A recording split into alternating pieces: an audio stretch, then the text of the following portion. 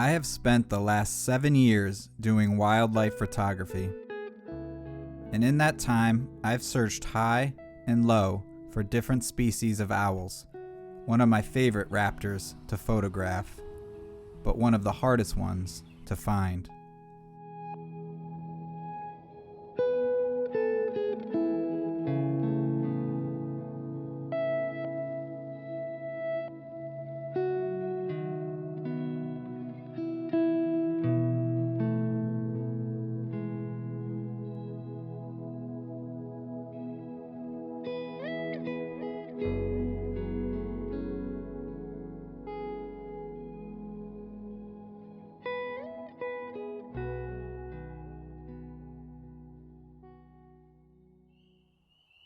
It's a sound we've all heard before. The sound of the barred owl, a bird that's often heard but rarely seen. Until now. This is my story. This is the Fledgling 4.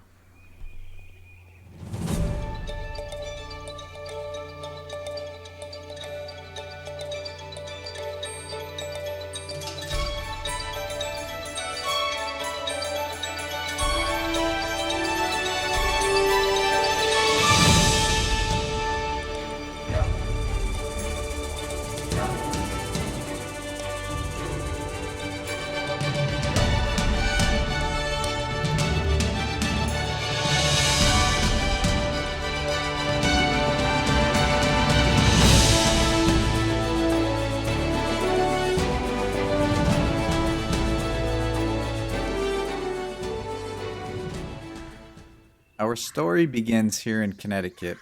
A tired female barred owl sits roughly 35 feet off the ground, nestled inside a tree cavity of a large beech tree. This has been her only position for 2 weeks, and where she will remain for an additional 2 weeks. For hours, days, nights, and weeks, the female incubates her eggs as I observe from a distance. And as I capture video footage and still photos like this one, even from over 150 feet away, her piercing black eyes lock onto me immediately as she goes into protection mode, making sure I pose no harm to her or her babies. But as she watches me, there's another set of eyes watching for predators and observing my every move as well. The male owl not only adds another line of defense, but also provides food for the mother throughout this whole process while she stays in the nest. Here he sits on a cloudy March afternoon, holding a vole that will likely be delivered to his mate closer to sunset. But for the male, having more freedom than his mate is not always what it's cracked up to be. Take these blue jays, for instance. Despite their much smaller size, blue jays do not take kindly to owls being around their perceived territory. Their screeching, sometimes referred to as a jeer, can also be accompanied by physical attacks on the owl in an attempt to make them move.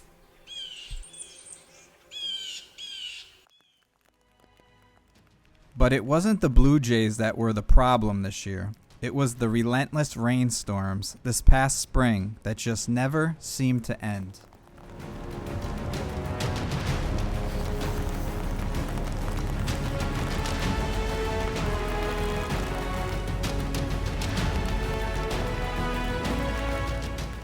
Not only is the rain, wind, and dropping temperatures not comfortable, but an owl cannot hunt effectively when its silent flight feathers become wet.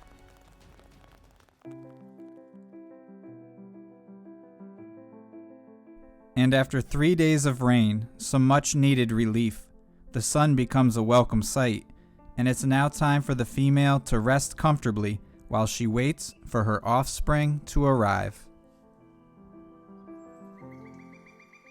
And by April 1st, the female owl starts to show signs that an egg, or maybe multiple eggs, have hatched.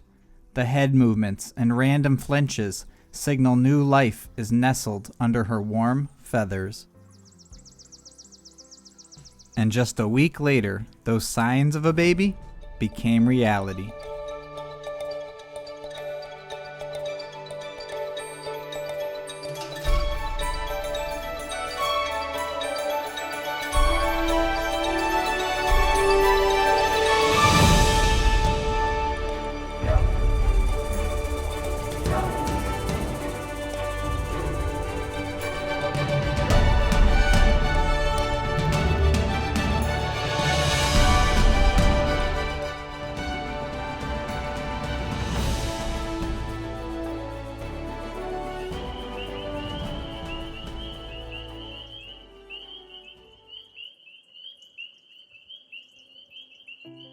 As the female sits with her baby, or babies, a call from Dad can be heard in the distance. He's always letting the mate know of his whereabouts.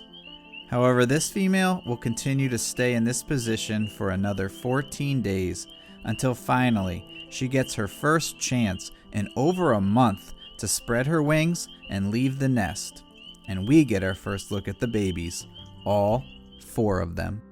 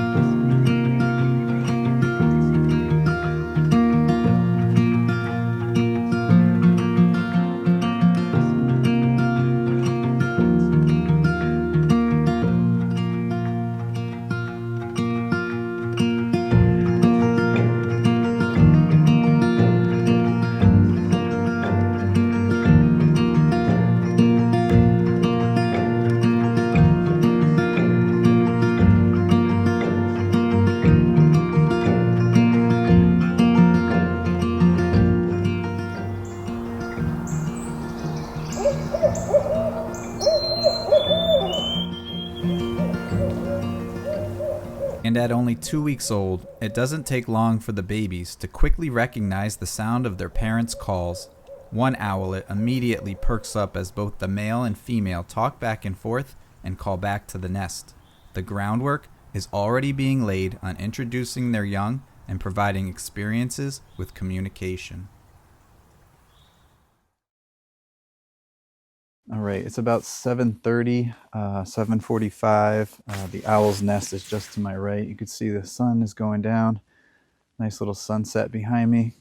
But it is cold. It's a week before May, and I'm still wearing winter gear, which is just ridiculous. I got some footage of the female and male owl bring in some food. One of them had a vole, the other had a mouse. So hopefully it came out. Here it is. Check it out. The owl is every rodent's worst nightmare. Rodents like mice, chipmunks, and voles make up a majority of an owl's diet. And when you have 4 babies to feed, both parents are always on the hunt. With silent wing feathers, one of nature's most amazing adaptations, owls can swoop down from trees and snatch unsuspecting prey with ease.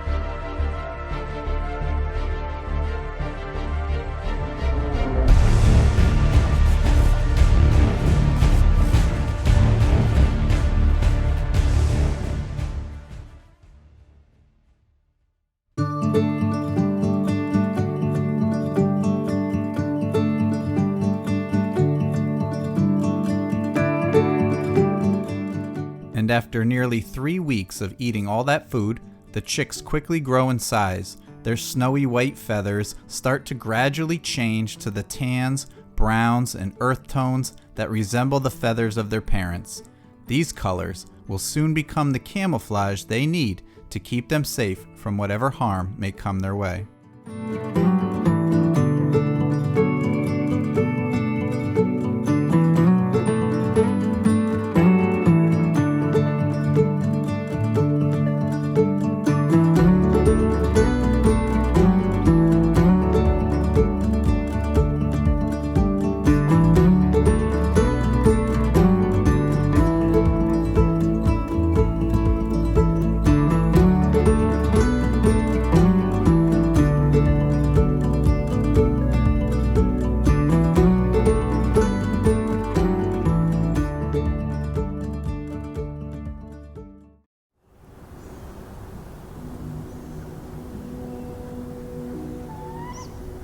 I call it the chirp, a call to the babies that mom is still nearby.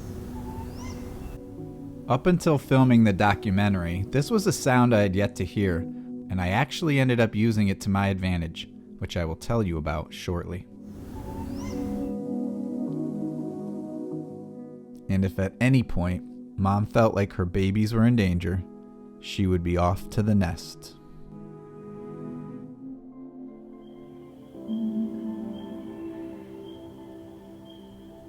While filming the owls, it was almost a sure bet I'd see the female every day, but the same can't be said about the male. Recognizable by his lighter plumage and what appeared to be an almost permanently blood-stained beak, it was a rare occasion if I saw him in the area. But it's not as if he didn't do his fair share of work. He spent many long nights hunting and providing food for the family, which meant daytime was a chance for him to get some much-needed sleep, or enjoy a little snack for himself.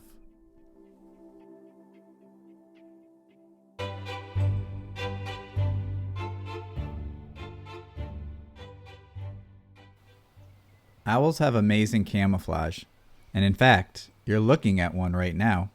If you don't see it though, don't feel bad. They're really easy to miss. And if you remember that chirp sound I told you about earlier, well, I use that sound to my advantage. It's helped me find the owls 95% of the time. And as we zoom in, it still looks like a bunch of branches. But as we get closer and closer, we see there sitting is the male owl. And to no surprise, he is still sleeping.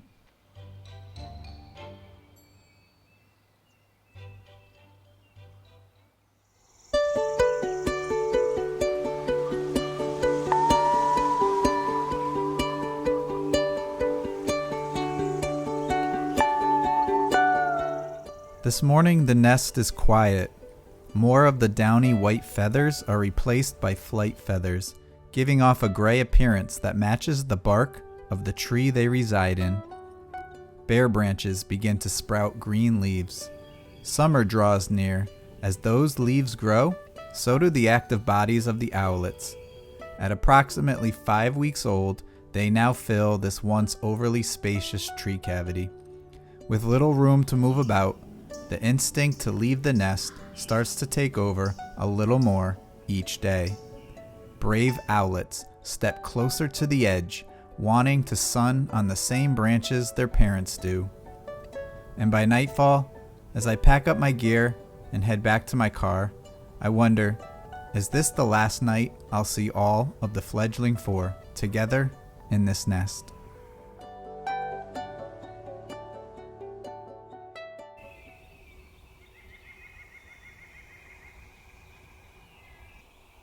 The next morning I'm happy, but also a bit surprised to see that all 4 siblings were still in the nest.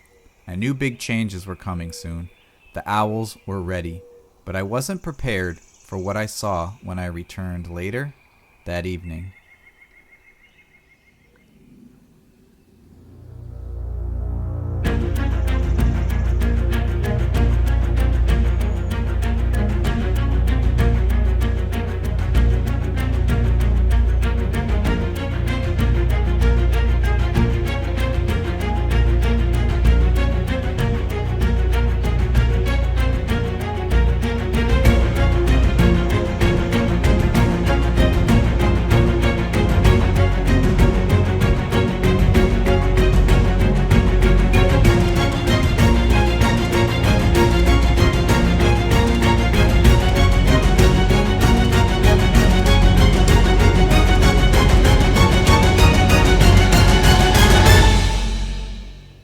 With no accessible branches adjacent to the nest, the escape is a daunting one.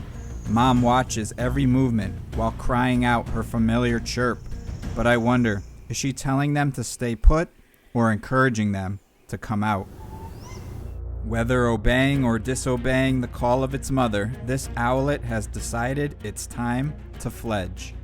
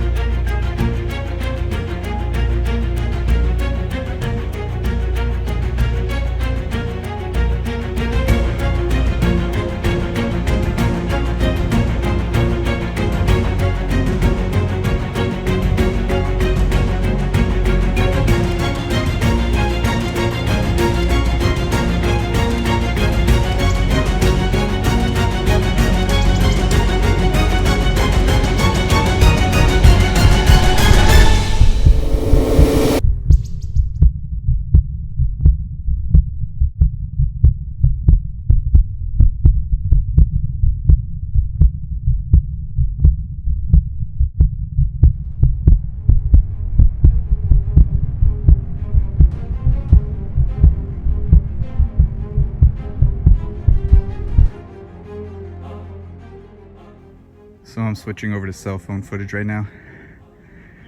The owlet did fall out, and I'm just recording this in case I can't get it on my camera. But what should happen is the owlet's gonna have to climb back up the tree. Excuse my breathing, I'm running around making sure it's okay. But these owlets surprisingly have very strong and sharp talons, so it should be able to climb back up, but I'm going to keep an eye on it for a little bit.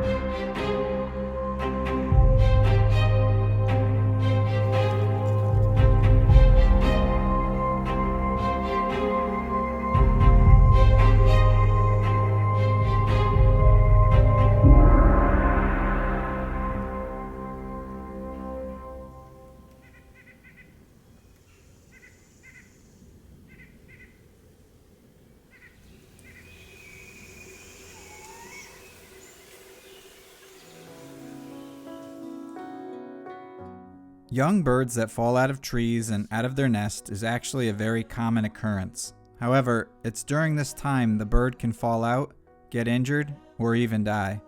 Wildlife bird rescue organizations are bombarded with calls about rescuing these helpless birds. At the time of filming this on May 20th, a local rescue organization here in Connecticut by the name of A Place Called Hope had already managed to put back 26 rescued babies that had fallen. If you ever come across the situation where you find a bird that has fallen from a nest or a branch, it's best to leave it alone and let nature take its course. Of course, if it seems injured, then you should find your local rehabber. They are trained. They will safely and humanely capture the bird, bring it back to health, and re-nest it.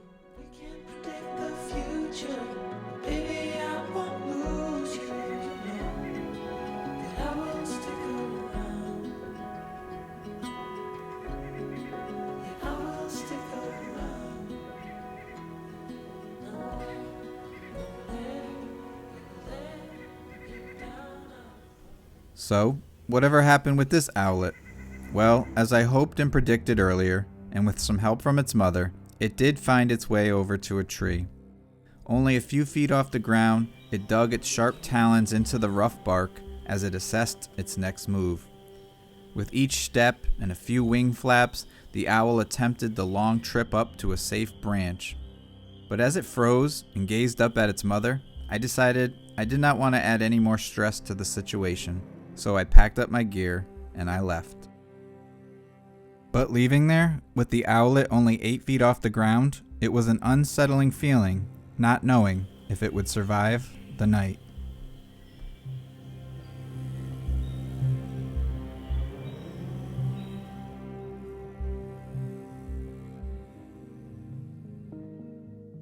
On the last page of the book Owl Moon by Jane Yolen, she writes, "When you go owling, you don't need words or warm or anything but hope.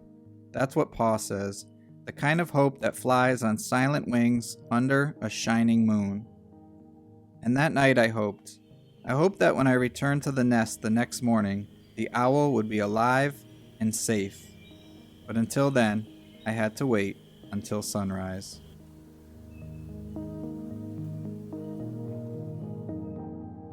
The next morning was like no other.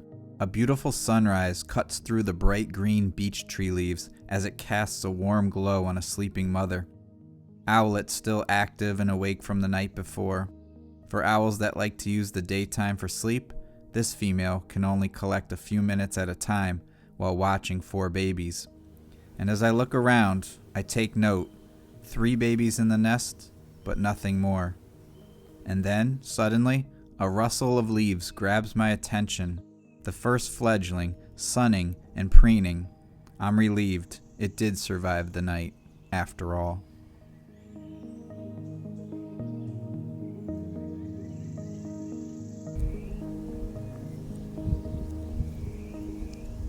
Finally, a chance for this mom to get some much-needed sleep. Well, at least she thought. Through partially opened eyes, something has gotten Mom's attention. It appears this owl is not happy with its spot and wants to climb higher.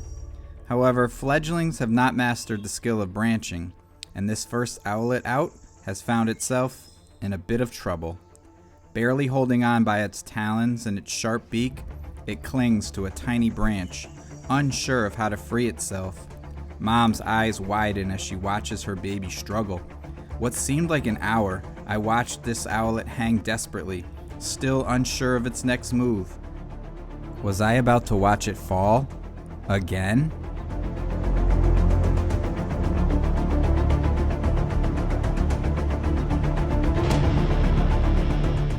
But as I turned my back to the baby to check on the mother, the fledgling swung itself up to the safety of a more stable branch.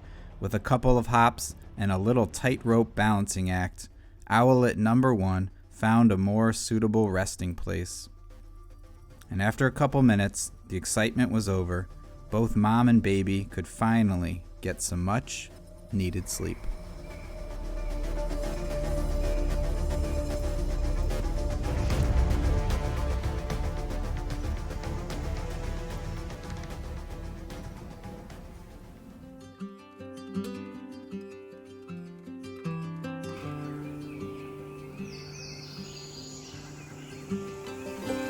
That afternoon, I knew things would get trickier. The owlets were no longer all in one convenient location.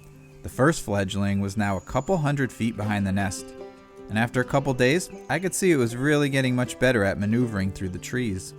To my right, I was greeted by the female, who was always close by, enjoying a break in the sunshine that was filtering through the clouds.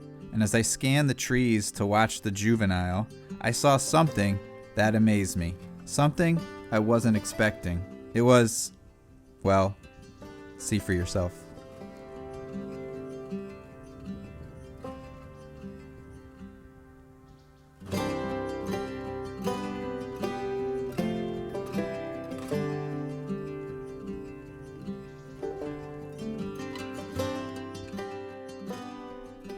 At some point between 7 a.m. and 6 p.m. on this day, a second owlet successfully left the nest and joined its mother and sibling in a nearby tree. But all that exerted effort resulted in one tired fledgling deciding it was going to lay down and enjoy the sun on this gorgeous May afternoon.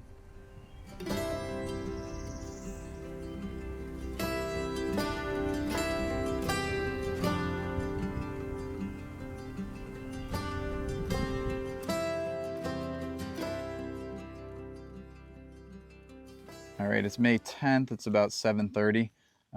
Just checking on the nest. You might be able to hear it's raining a little bit. I can hear Mom over there. She's trying to call the other two owls out of the nest.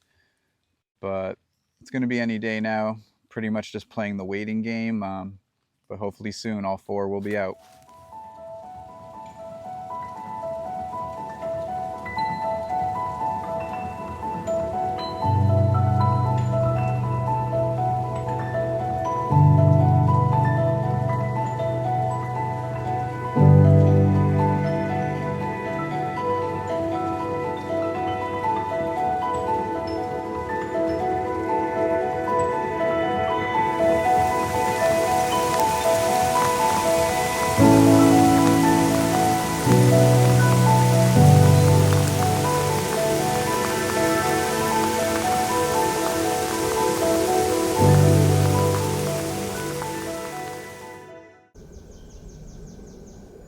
With two very active owlets left in the nest, that waiting game wasn't going to take long at all, and as I watched early one morning, I was pretty confident at least one would be leaving the nest on this day.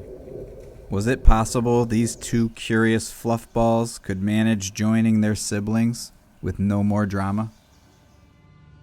Later that afternoon, I came back to find the third owlet had successfully left the nest.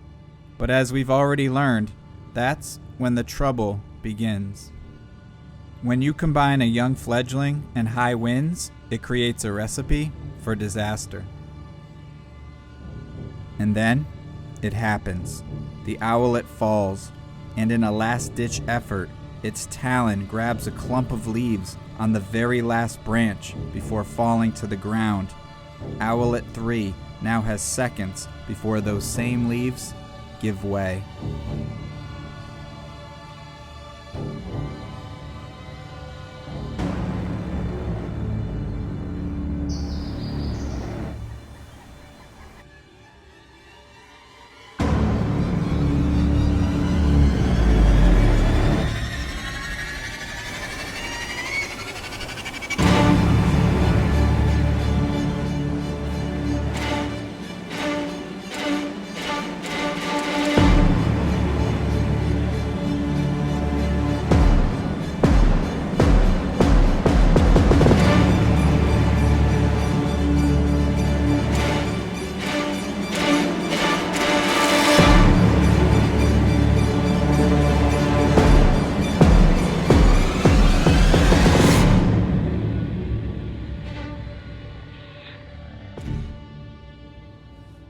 A near perfect landing for Owlet 3, and to this day, I still have no idea how it managed to get out of that one, but eventually, it joined its siblings and all was right with the world. While Owl 4 didn't seem to mind being all alone.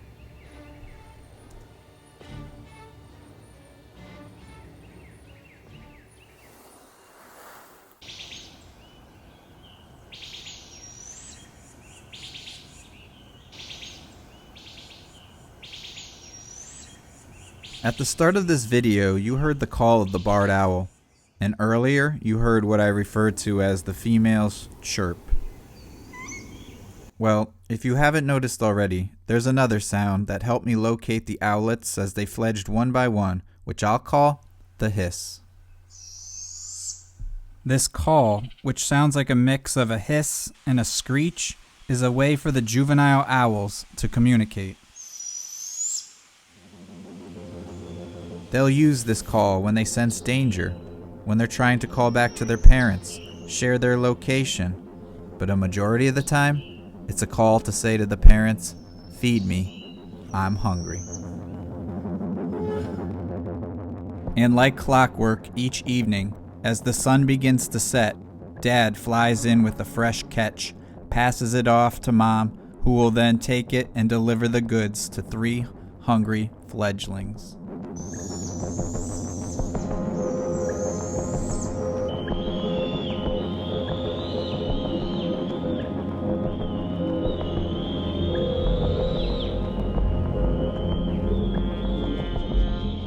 And as the owls grow, so does the frequency of the feedings.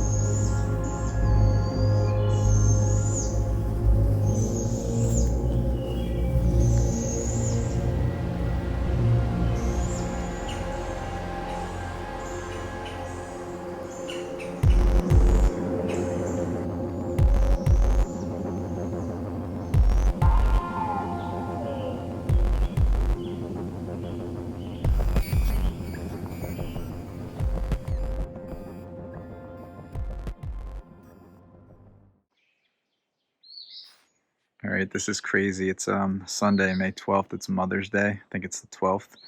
And I heard Dad chirping. You could just see his bottom half right there. So I knew he was looking at something.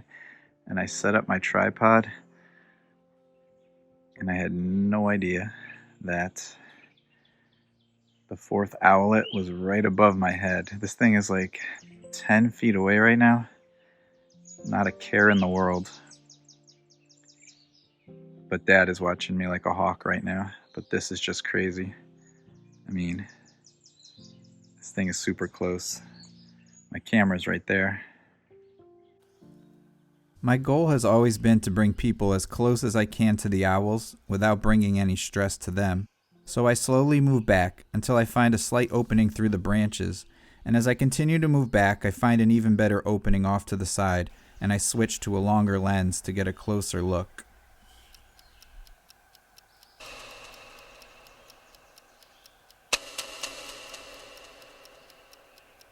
But if we've learned anything from the first 3 owlets, bad weather and a lack of, or no practice at all, sitting on branches has all led to long falls and close calls. Would Owlet 4 suffer the same fate? It seemed to be showing its older siblings up, until it realized the branch it was on was not very stable at all.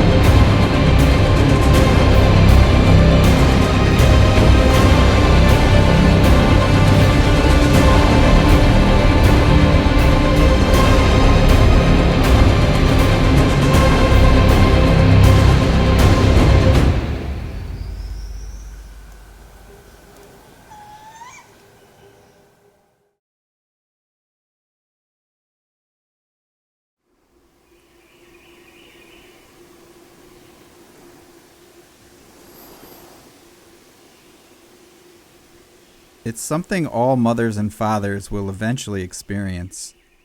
The empty nest. But beyond this tree, a short rocky incline leads to a new home high amongst the treetops.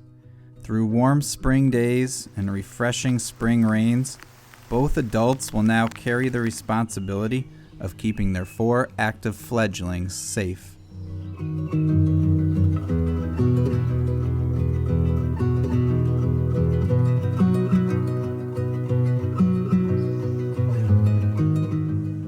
And as I approached the 3-month mark of filming, someone would always ask me, "How do you know when you're going to be finished?" And I would reply, "When I could finally get a picture of all 4 of them together." But I soon learned that these birds of a feather didn't always stick together.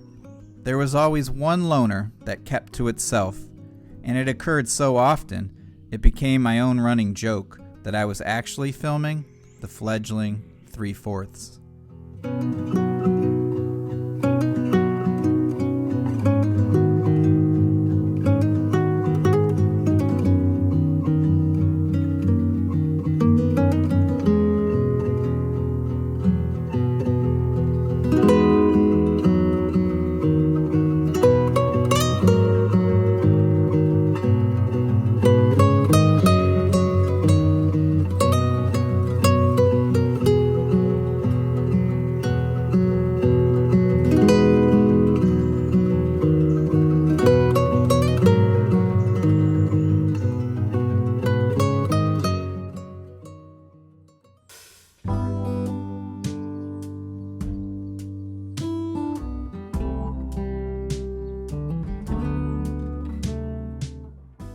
With summer on the doorstep, the owls have now fledged deeper into the forests.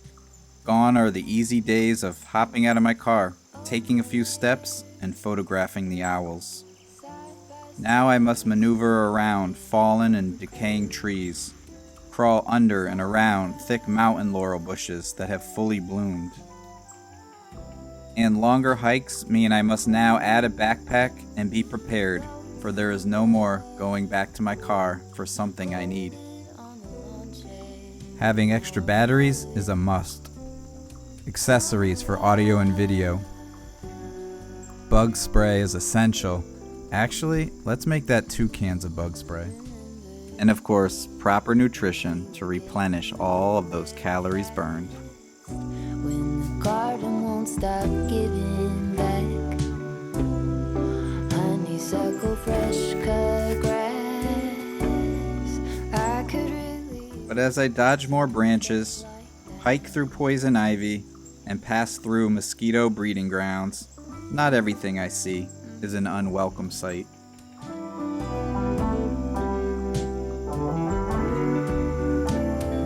Talk to me and tell me all that you've seen, all the colors, summer love.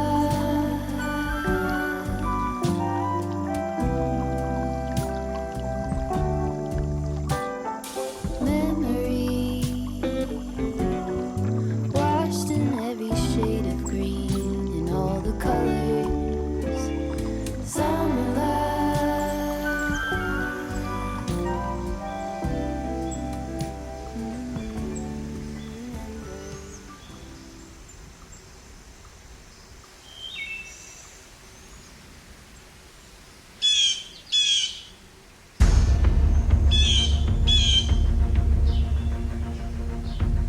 Who doesn't love having owls around? Well, as you saw earlier, blue jays don't. And this flock of blue jays is about to make life miserable for the fledgling 4. And on the day after Father's Day, it's up to Dad to play superhero.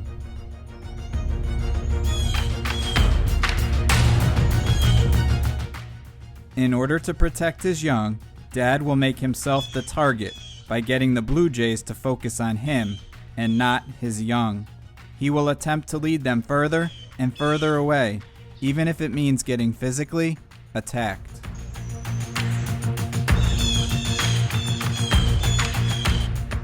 Dad goes into defense mode by sticking his chest out. while his young tries the same.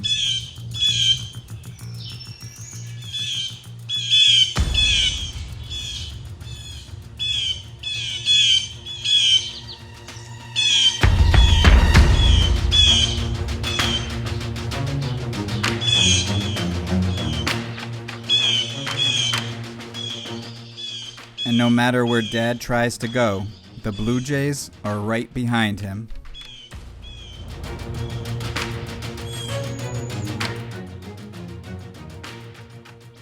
And just as Dad closes his eyes, thinking his job is done, the onslaught continues.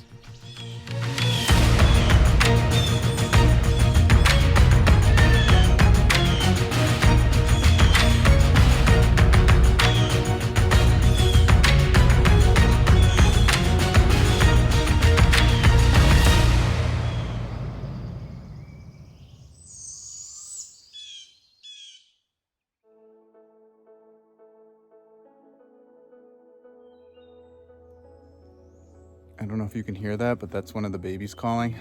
So we're gonna move up a little further and see what we can find. They're right behind me. Mom's back there too. So we're gonna move up a little further. All right, so behind me, I could see all four. They're like hiding in a tree. There's a blue jay harassing them and Mom is calling. They're going crazy right now, but they're really tough to see because they're in between some leaves. But I'm gonna keep an eye on them. All right, so we found them. 3 of them are on a branch. And of course, the 4th one is not there. What's new, right? Can never get those 4 together, but at least we found them.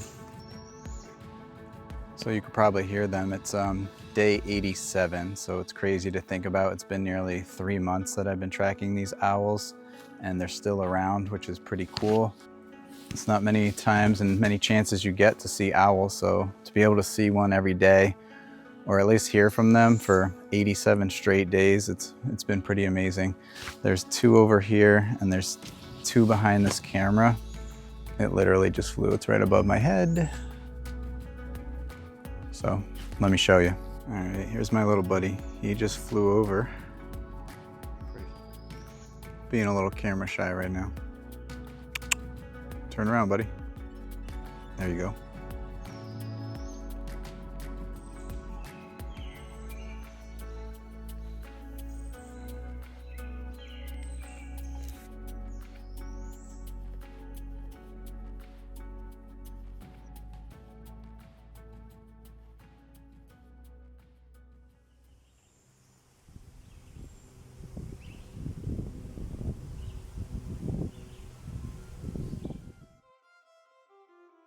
Before I can move forward, I need to step back in time to something I saw about a month earlier on May 20th.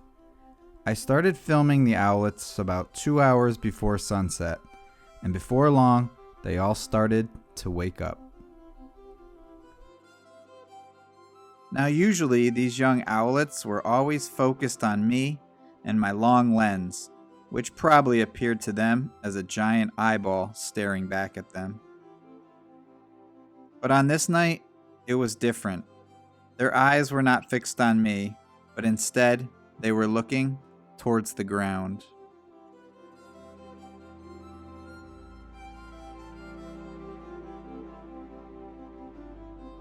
And then, a total surprise to me, an owlet flies to the ground, a first sign of independence.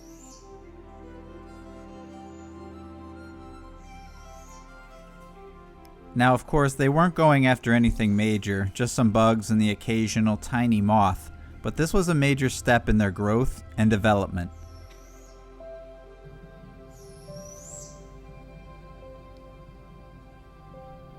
It was amazing and funny and entertaining to see these clumsy attempts at the owls trying to catch their own food, but it was something I would not see again for a whole nother month.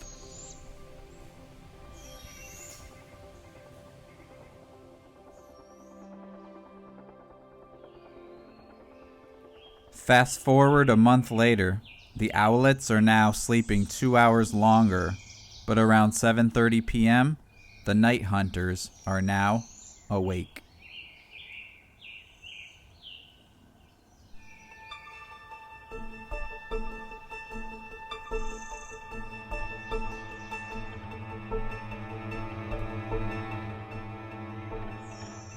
Over time, the fledgling four slowly improved their skills, looking for anything to eat, inside tree bark, in leaves, and in tall grass, looking from different vantage points.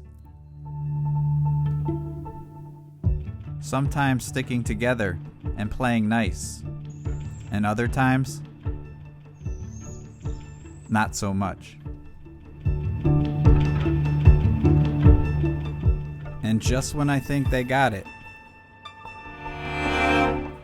I see it's still a work in progress.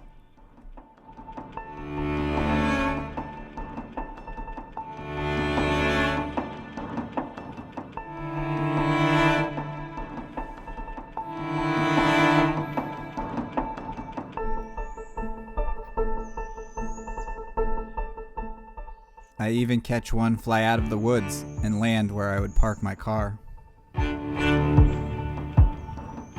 As the sun sets, the owls remain active.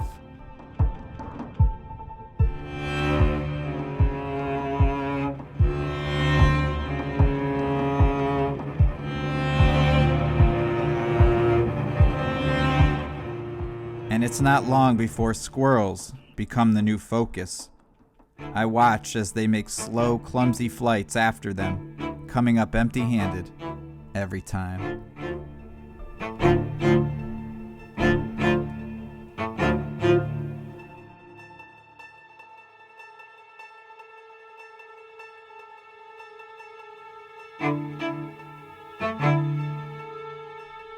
And before long, the owls are nothing more than a silhouette to the human eye. My camera can barely focus, and I'm forced to call it a night. Grabbing my gear, I head up out of the woods, led by the only light left, provided by another summer staple, the firefly.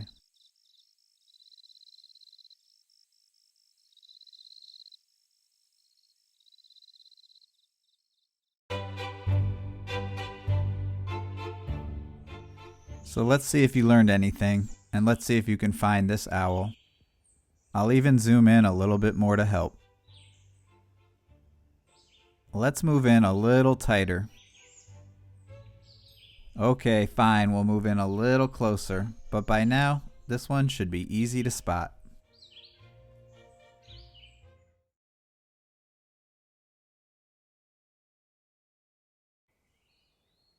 Now, count me in for a good drama or suspense movie, but on this day, the suspense was real.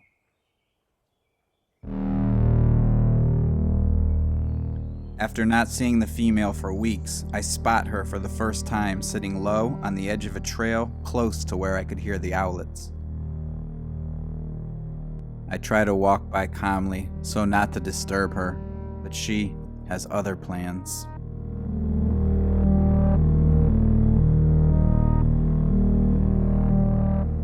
And as I continue to move further away, I start to bear right and move deep into the forest to where I can hear the owls. But that's when I make a disturbing discovery.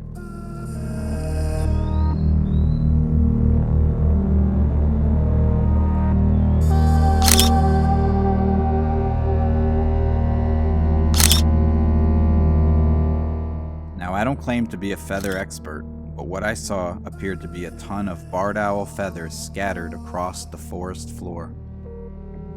Now, maybe I've watched too many episodes of Dateline or listened to too many true crime podcasts, but the evidence here was telling me something was killed last night. With all the time spent on the ground hunting, did the predator become the prey? Was it a bobcat? A fox? I had so many questions, but I can only think, this can't be how it ends.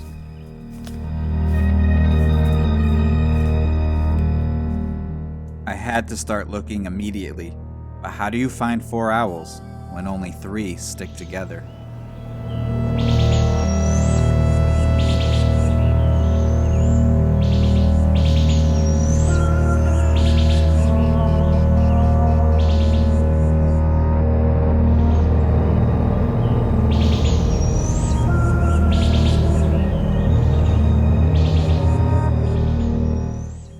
owl's hissing rang in my ear as I looked around, and in my final attempt, I checked the backside of a nearby tree.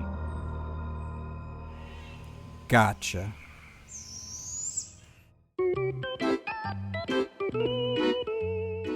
Well, let's see how you do on this one. 100 points if you can spot the owl. 50 points if you can spot the owl. 25 points. Zooming in closer, 10 points, and I hope by now you can see it.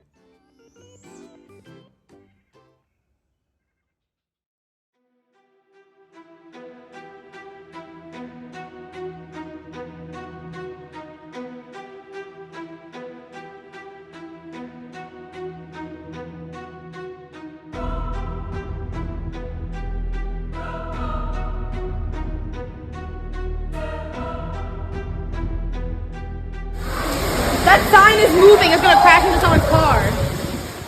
Wow, look at the trees!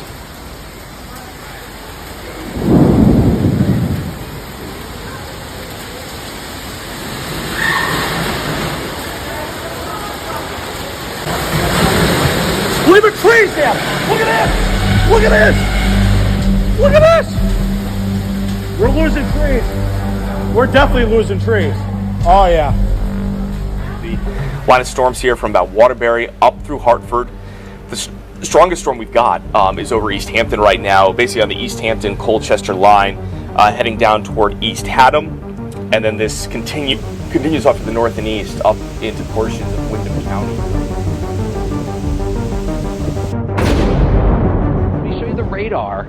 Right around 4:52, when we look at velocity, and I had this on the air just before 5 o'clock because it caught my eye, saying, wait a second, there's something going on in that thunderstorm as it approached Burlington. Burlington, of course, got crushed, but you see the reds and the greens next to each other. That indicates twisting in the atmosphere. So this is right along. Looks like, at least right now, that hail threat continues in southeastern Connecticut, East Haddam, East Hampton, and Colchester. The rest of the state, some gusty wind, a lot of heavy rain, and some lightning. So we've got a couple severe thunderstorm warnings in effect.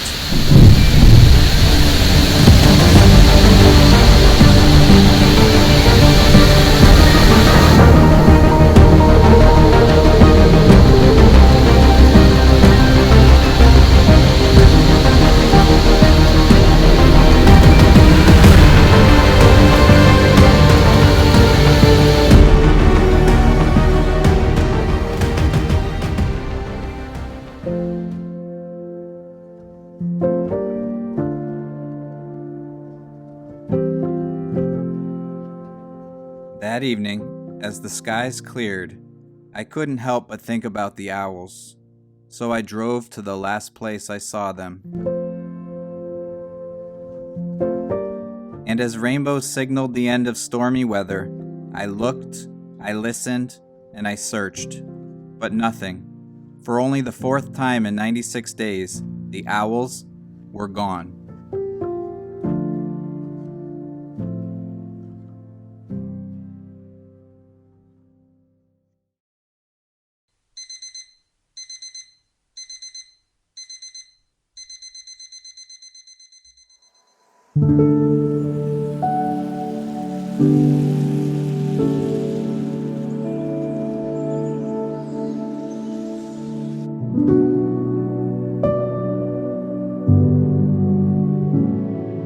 Although I'm out the door by 5:30 on this dreary Sunday morning, there's still other early birds that got the worm. But I'm on my own hunt, the hunt for the fledgling 4. And so I search all the places I've seen them over the past 97 days, all around the rocky terrain, looking as high as the treetops and as low as the forest floors, checking every decayed tree limb and all the mountain laurel branches that stretch as crooked as the lightning bolts from the storm last night. And then finally, it's not what I see, but what I hear that excites me.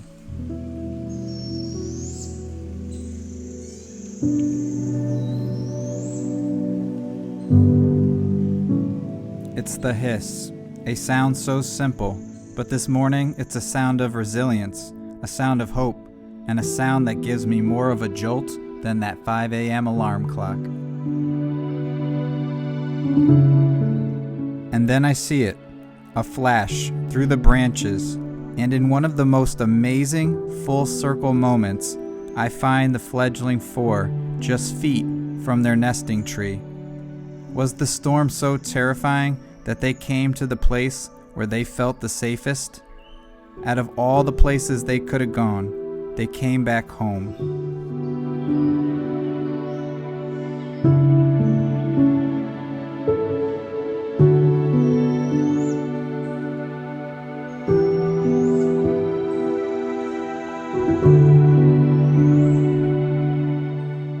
With raindrops being blown off beech tree leaves, the owls, wet feathers and all, stick close by their siblings and enjoy a break in the rain, which only lasted 12 hours, as another bad storm came through that evening.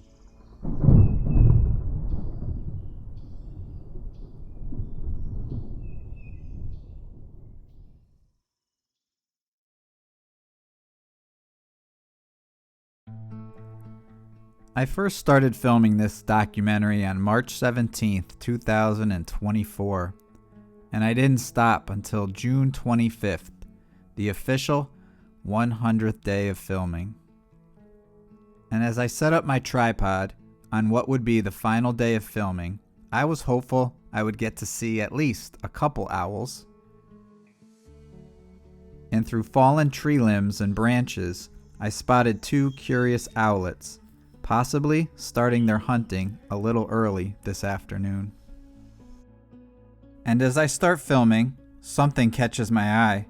I see what appears to be a 3rd owlet. With my view obstructed, I quickly grab my gear in hopes of finding a clearing in the woods, and I take off in such a rush, I even forget to stop recording.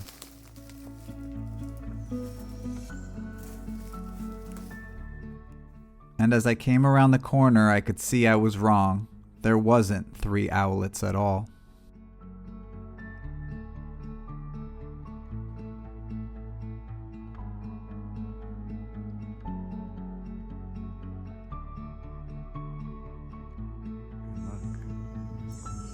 All 4.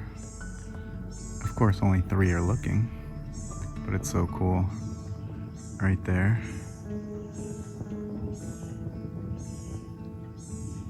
is their nest, and they're just chilling right at the bottom of it.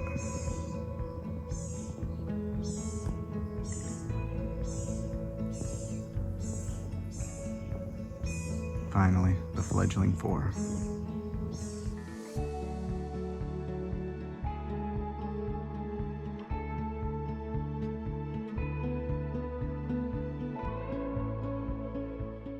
Still to this day, I'll go for hikes in the nest area, and I'll walk by that giant beech tree. But it does make me sad to see that large void there in the trunk of the tree. But then I remind myself, is the nest really empty if it's full of so many memories?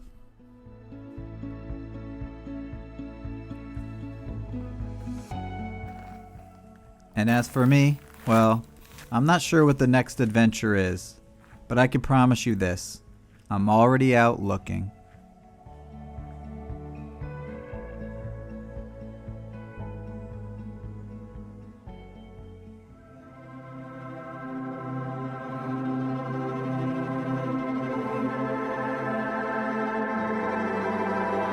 Imagine sun shining, pink clouds in the sky, and everything is right.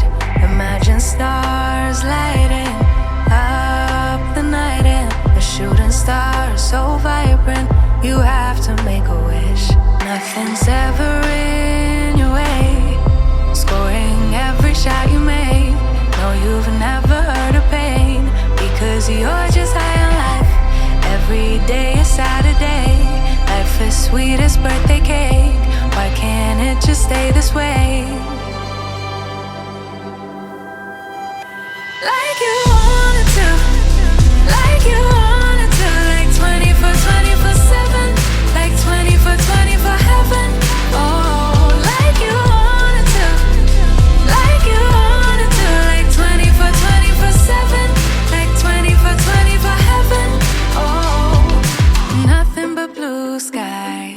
totally peaceful mind. Never need a second try. No, you get it right the very first time. It could be the best of days, it could be the best of times. Why do we need the troubles? Why? Why do we need the troubles? Why? Nothing's ever in your way. Scoring every shot you make. No, you've never heard of pain, because you're just high on life. Every day is Saturday. Life is sweet as birthday cake. Why can't it just stay this way? Like you wanted to, like you wanted to, like 24/7, like 24/24 heaven. Oh, like you wanted to, like you wanted to, like 24/7, like 24/24 heaven. Oh, instead I'm thinking of strangers, I'm thinking of haters, I'm thinking of laying down for a nap right here on the pavement. I'm thinking of payday, worried I won't make it. First I think of a delicate thing.